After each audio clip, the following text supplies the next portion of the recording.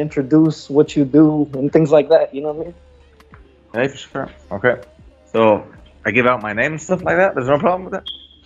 I mean, if you want to, like, you know what I mean, if you want to change your name to something more anonymous, you know Oh, what I mean, like, that's also cool. yeah, right. So my name is Diego Vasta from Argentina. Uh, Hey, wait, yo, hold on. My friend's yeah, yeah. calling me real No quick. problem. Oh, hold on. No problem. No problem. No problem.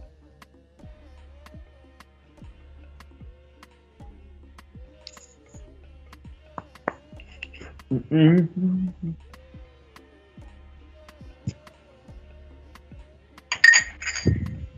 Hey, bro, my bad about this. We got to kind of like start over, but like back to Yeah, Exterior Knowledge on podcast.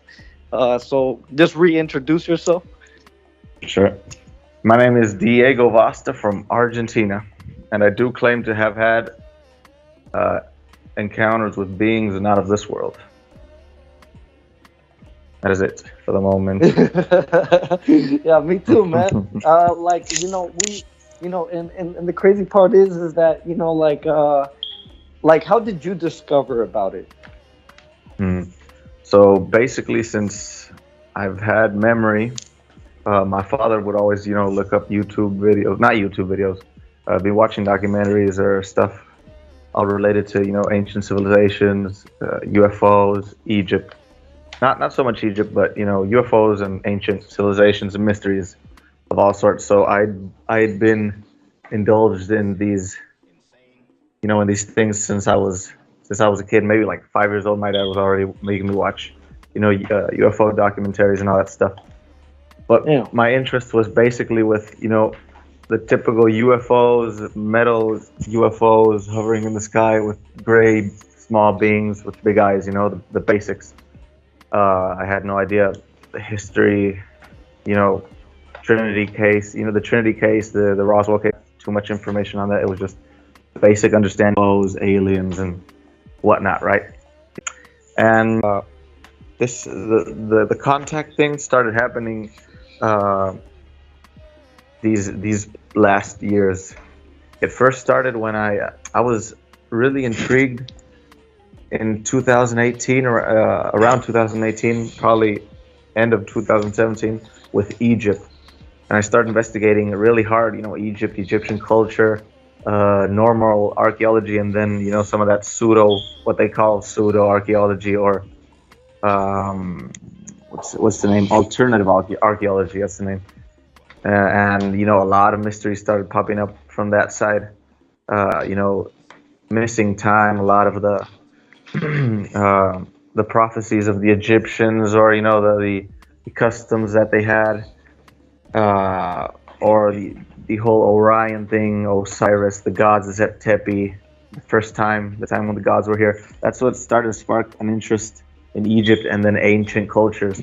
And so basically after that, I had entered in the psychedelic thing. I started listening to Terrence McKenna, um, all his videos and all that stuff because I wanted to try mushrooms.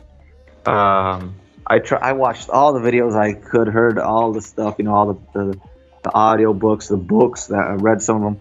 And when I had my first experience, I noticed that you can't prepare for this at all. No one's ever prepared for one of these psychedelic experiences, and that's what opened my mind really, really strongly to uh, our ancient past, light, sound, and geometry. Those were the things that really got me. Like, I started seeing a lot of things in my vision and felt.